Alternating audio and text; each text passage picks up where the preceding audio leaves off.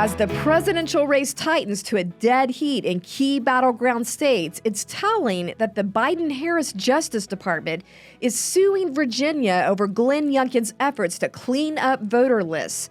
We break down what's at stake in this battle and what you can do about it. Welcome to Speak Up Virginia, equipping you to speak up on the life, family, and freedom issues that matter most to you. From the Family Foundation, I'm your host, Candi Cushman.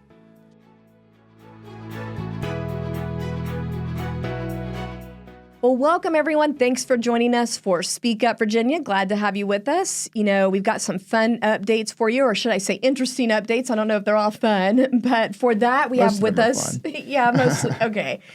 We have with us today Bruce Schlesman to walk us through this because Bruce is the executive director of the Family Foundation Action Team, the sister organization that works on election-related things. And so he is the expert to have to talk through this stuff. Welcome, Bruce. Well, thanks for having me. Glad to be here. Yeah, I am looking forward to this conversation because we've got some really interesting things to talk about.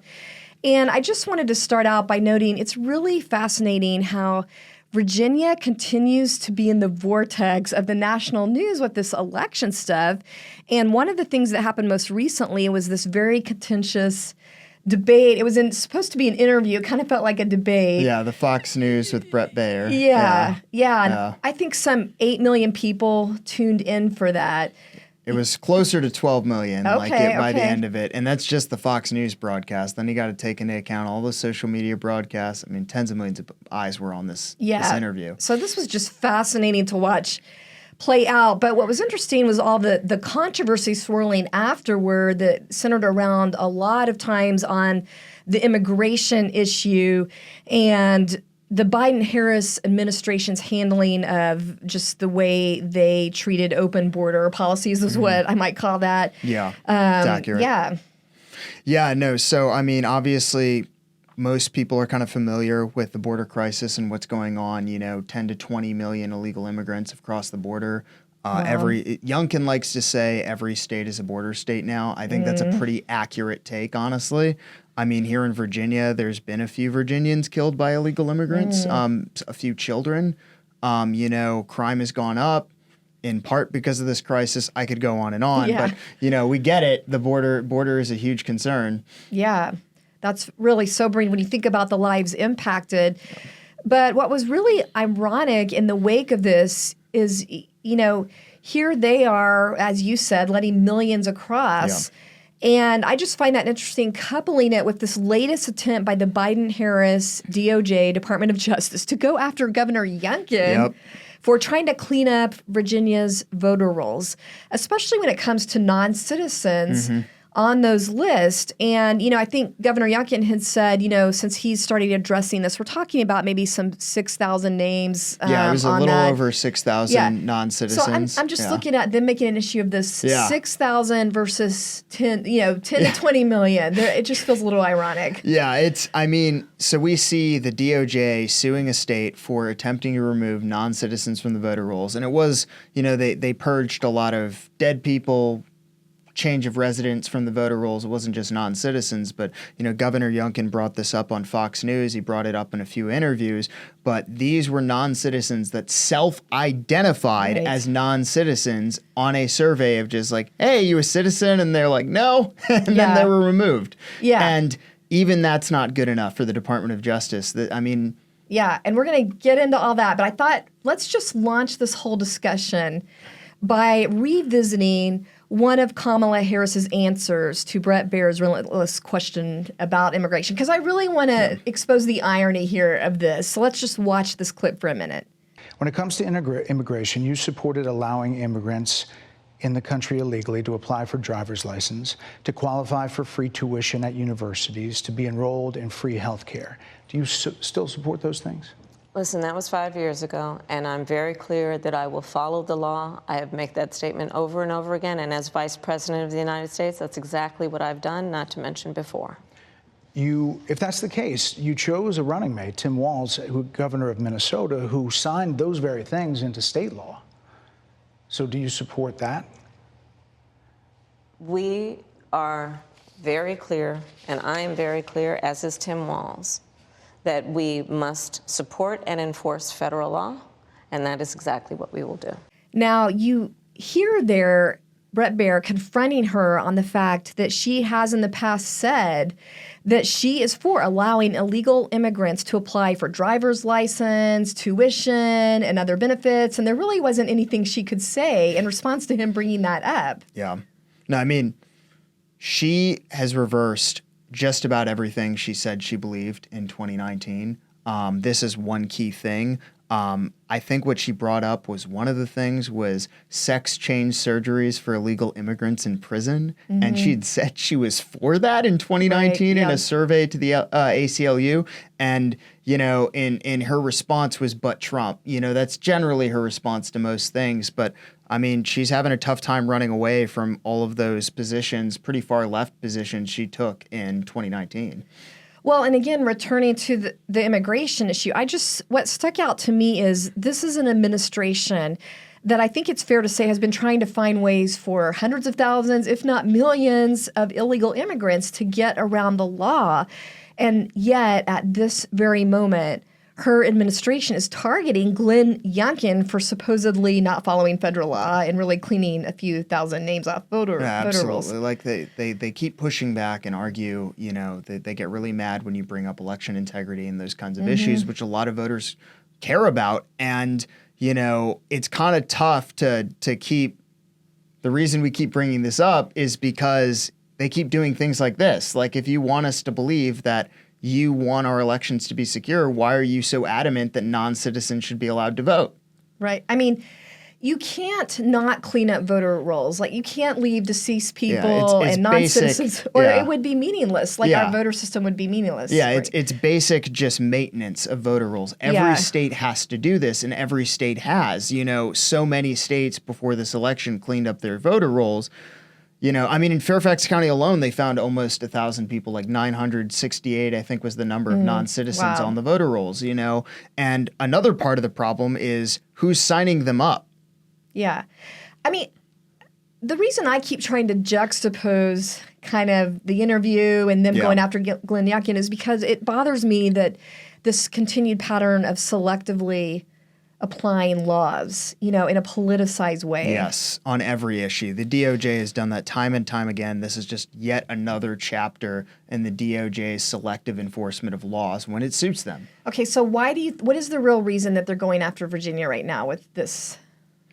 I guess it's a lawsuit. Yeah, I mean, I would say the reason they're going after is precisely because I don't think they want. I mean, what other reason could you possibly give for wanting to target this Virginia with a lawsuit other than they want those people on the voter rolls because they think those votes would potentially help them? I mean, it's outright election. Is this getting to the fact that Virginia is more in play than they thought it would be, or do you think they do it anyway? Yeah, maybe they do it anyway, but yes, Virginia is in play. I believe we're gonna, you know, bare minimum, Trump is probably going to outperform his 2020 numbers. He might even outperform his 2016 numbers. He could even win the state.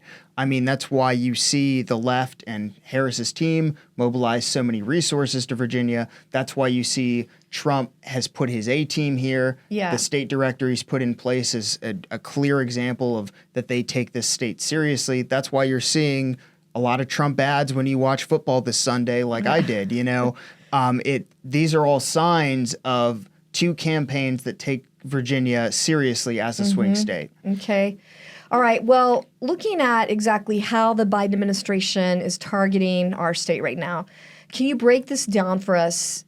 How is the Biden administration weaponizing the Justice Department right now against election integrity in Virginia? Just kind of tell us what is this lawsuit about? What's going on? So the lawsuit is about over Youngkin's attempt to clean up the voter rolls by executive order. They're saying that you need to do that before 90 days of election. Youngkin is acting within the law of just basic voter list maintenance, including the removal of non-citizens. These are dead people. They're people who've changed residences. They're over 6,000 non-citizens. These are people who have no business being on the voter rolls. No active voters are being affected by this. Now, the DOJ and some left-leaning groups like the NAACP and ACLU are capitalizing on this because they want these voters who are not voters and should not be on our voter rolls to stay on the voter rolls because that potentially helps them in this upcoming election. It also increases the potential for fraud, which is not inconsequential. So that's what this lawsuit is about. That's why Youngkin and Miyares are well within their rights to do this basic voter maintenance. So I think they're going to win, but that's kind of the ins and outs of what's going on. Governor Youngkin is doing what he should do, and that's implement Virginia law, as Bruce is explaining. And I just want to point out the process in this. You can jump in if I need any correction or clarification on this. So my understanding is the process is, and this was signed in, by the way, this was signed into law. 2006, by Tim Kaine, Democrat Tim Kaine as governor. It's been the process for a long time. Yeah, so it's like 18 years now that we've had this process. Yeah, this is a huge precedent that's been around for a while. It's been around since 2006. And it started by Democrats, right? Or at least bipartisan. Yeah, no, bipartisan. This was an overwhelming bipartisan precedent that was established. Okay. But signed into law by a Democrat. So here's how this has been working for the last 18 years. So as Bruce said, a person can self-report on a DMV application if they are a non-citizen. And so if they self-report that they're a non-citizen, the law says, Virginia Code says that they are required, that's required. The DMV has to report that to the Department of Elections. And then you got to match the names. Names are matched to the voter list. And then this is what I think is interesting, because before any names are removed, there's at least 3 checkpoints along the way here. So they're given 14 days notice to show that they're a citizen if there was some kind of confusion and they accidentally marked that they're a non-citizen, even though it's them self-selecting. If they don't respond, they're given another notice. And then apparently they can there's same-day voter registration to re-register if there's still a mistake. So that's at least 3 checkpoints to prevent people from wrongly being dropped. So when you say these are people that need to be cleaned off, even if there's an outlier where they shouldn't have been dropped, there's 3 checkpoints here. There's no outliers here. And if the 1 in a million shot of there being an outlier and the voter didn't, had 14 days to correct this and didn't, this is someone who's disengaged and pretty much not participating in the process. But as we said, so many checkpoints to prevent that from even happening. Okay, so to be clear, what all the governor was doing, because this law already existed, he did an executive order just kind of asking for more frequent updates to be made on a daily basis, right? Yeah.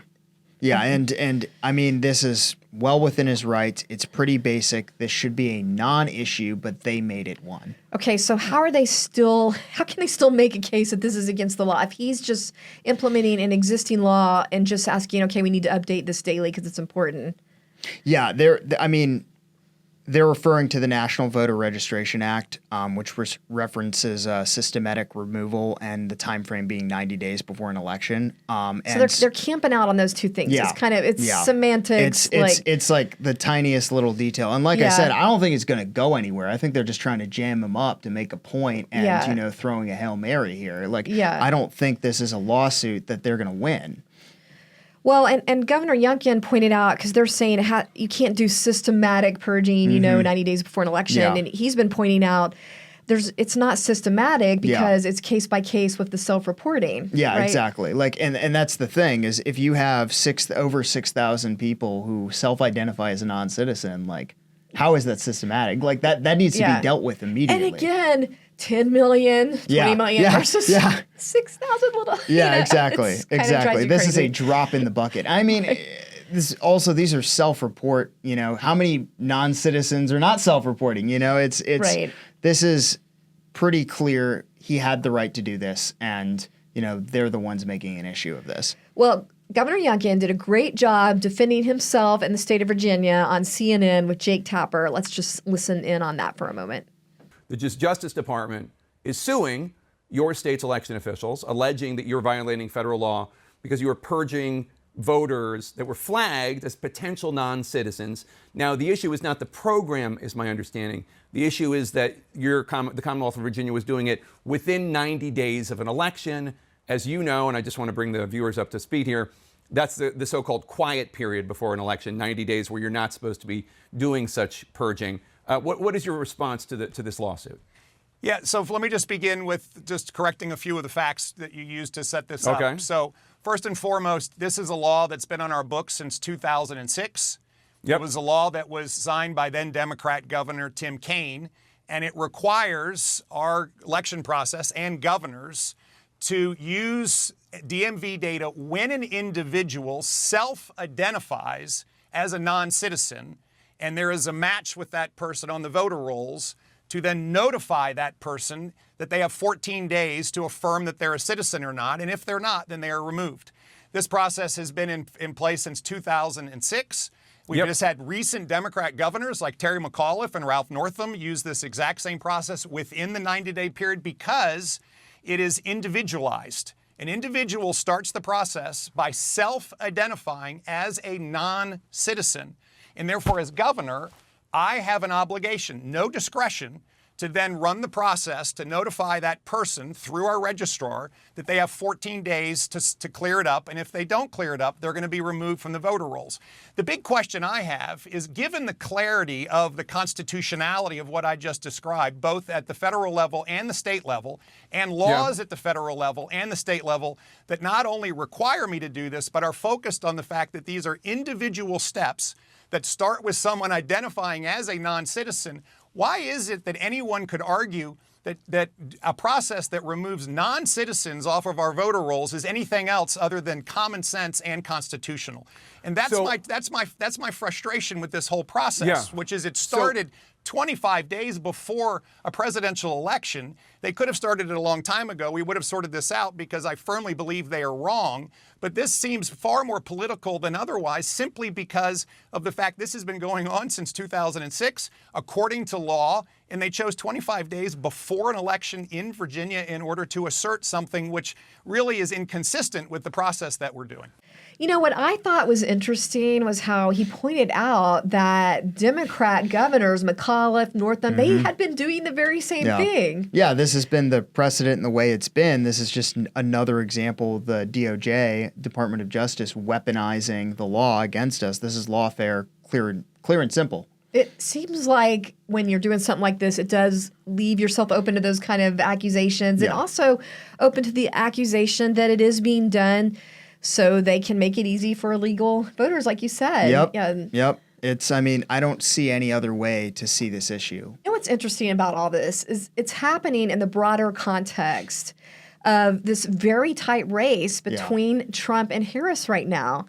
And, you know, I just think this lawfare is happening in that climate, which makes it, you know... It's not coincidental. Yeah. They timed it for a reason. So let's talk about the climate right now. Tell us what's happening with the election at the time we're taping this. Yeah, where it is very 50-50. Like, I want to stress how close this election is right now, but the last 2 weeks, Trump has all the momentum. It does feel like the dam is starting to break in his favor, and maybe by the end of this rainbow, he could even stretch it out to a commanding victory. Like, that's how well these last 2 weeks have gone for him. And you're using the rainbow analogy. All right. Well, okay, I get a little scared when you say that because, you know, people who are out there voting their values as Christians, I don't want them feeling like, oh, nobody needs anything. We're in the home free stretch. No, like, let's not go. Yeah, obviously we need every single conservative voter needs to show up and made their voices heard for this reason. I mean, it's a close race when 50-50, like even a,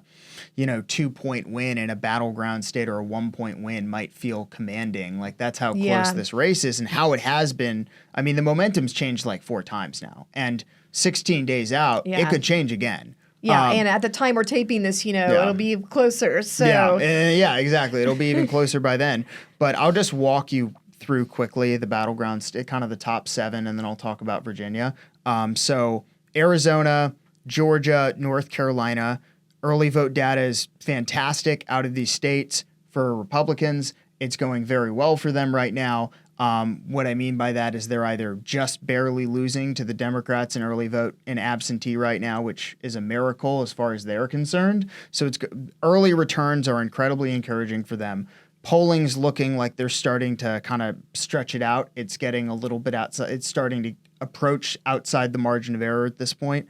The Rust Belt states, though, on the other hand, very 50-50 right now. Both the polling, the data that you're seeing out of early vote absentee, there are a lot of reasons for Republicans to be cautiously optimistic there. I'm cautiously optimistic there, but it's very 50-50 in the Rust Belt. What are some of the Rust Belt? So Pennsylvania, Michigan, Pennsylvania's Wisconsin, those kind of 3 states is what I mean. And then Nevada is becoming a bit less important now because the way the math works out, it's only 6 electoral votes. It feels like both sides are kind of just like, whatever happens there, and more focusing on the other 6 because it matters less in most pathways at this point. Okay, I think what can be confusing for people is you may be looking or seeing news about national polls, but that doesn't really tell you much. What Bruce is referring to is battleground states, and that's really what you got to look at. Help us understand why the battleground states are what you look at with this electoral college system. So 2016, Donald Trump won an election by strength of the electoral vote. He lost the popular vote by about 2 points. In 2020, he loses the election by 4 points. A lot of votes in 2020 on the popular vote, but he barely loses the electoral college. I mean, it's like 100,000 votes across 3 states. It was that tight. So 3 states really made the difference. Okay. Yeah, that's all that. And that's what battleground state means. Exactly. Okay. Like just to paint you one of the pathways that when I'm talking about pathways to 270, the number of electoral votes you need to win an election, the easiest pathway right now as far as the Trump campaign is concerned is North Carolina, Georgia, and Pennsylvania.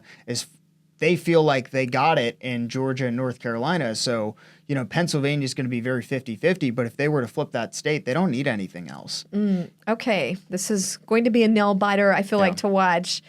Well, it seems like in that kind of environment, any little thing can play into this. So, the hurricane season and just off-the-wall things that happen that become a viral moment that you don't expect. And I would say one example we had of that was huge example was this crazy moment at one of Kamala Harris's rallies where, she is making some very radical statements about abortion, basically the usual spiel about unlimited abortion. I don't think she says unlimited, but, reproductive freedom, we all know what that means. Yeah. So then someone in the crowd is yelling out their opposition to abortion, and then they say, Jesus is Lord. And then what happened next was stunning. Yeah, so almost as a reflex of what it felt like is she instantly says, you're at the wrong rally. And then go to the smaller rally down the road. Like you belong in a smaller crowd. Yeah. Just a little dig at Donald Trump, which, because they're in this crowd size kick. But well, was it a dig? That's what people, I think, had a hard time knowing. Is it a dig at Donald Trump? Is it a dig at pro-lifers at Christians? Both. I think it's both. And, we were kind of talking about this earlier, but they say that comment almost as a reflex. Just go to the rally down. You mean leftists? And there was a protest previously where she's had protests from Palestine protests, like the very far left Palestine pro-Hamas protesters that have stormed her events. Calling her genocidal, calling Joe Biden Genocide Joe. The way harsher language. Right. And she's like, we hear you. We take your issues seriously. Like, we're giving you the time of day. This just isn't the proper venue for this. That's a really good point. And then as a reflex, just instantly puts down the pro-life in Christianity. It felt like I felt a level of disdain and mockery for Christians there. Yeah. Yeah. And I think there's been some testimony that there was mocking going on in the crowd. Yeah. And one thing I thought even more interesting than all of the political part of this was that these were young guys speaking out, very young people. Yeah. And they are so convictional because I saw an interview with the guys that apparently, very young guys, very convictional. And I thought, well, that's interesting that they feel this so much that they will go to a Kamala Harris rally and speak out about God is not for, ending the life of babies in the womb, and they're going to speak that out. So that was, and they might have exposed something far deeper than that, more than just the being on the wrong side of such a important biblical issue in our time, but a political party that seemingly has disdain for Christianity. And that's the thing I think woke a lot of people up. Yeah. Just that it was, as you said, just this complete contempt. That's what it felt like. It felt like contempt. Yeah. Okay, well, J.D. Vance was a little smarter.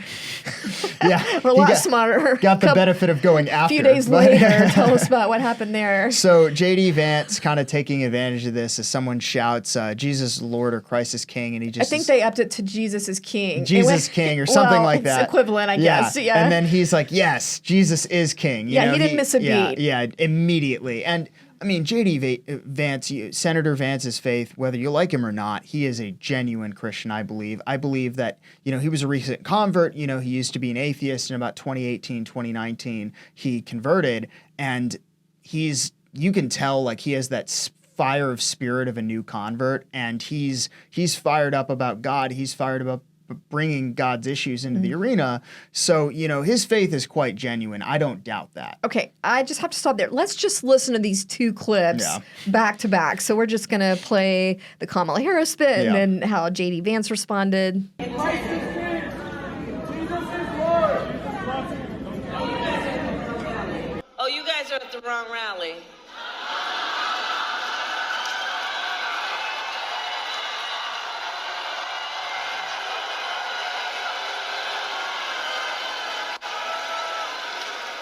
No, I think you meant to go to the smaller one down the street. Anti-Christian rhetoric and anti-Christian approach to public policy. I don't think that we've, that's right, Jesus is King, and I don't think that we've seen...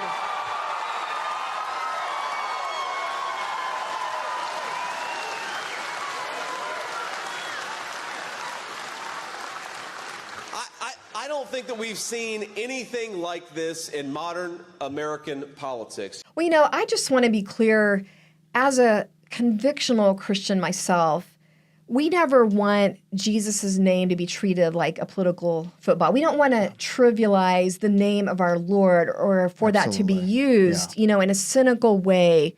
And so I want to be careful about how we're talking about it and just the context here. But to me, the more important point of what you're saying, Bruce, is when it's exposed the contempt that they don't mind, being open about. Because you made the important point to me in conversation, before this, that, there used to be a time when even leftists or Democrats would feel that they had to hide that contempt. Exactly. And it was better when that happened.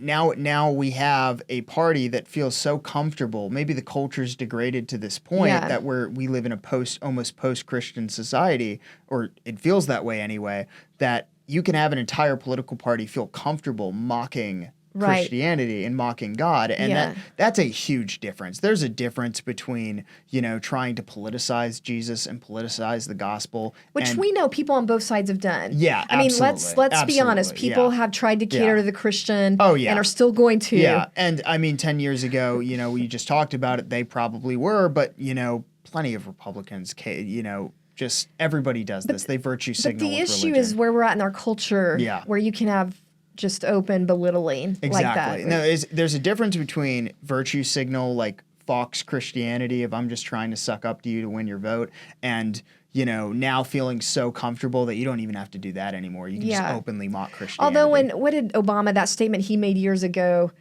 about we're not a Christian nation anymore, didn't he say something to that effect? That's news to me. He might have. Yeah, I think so. Now we've gone even a line beyond that. No, this is beyond that. Beyond even that, it's wild. Yeah.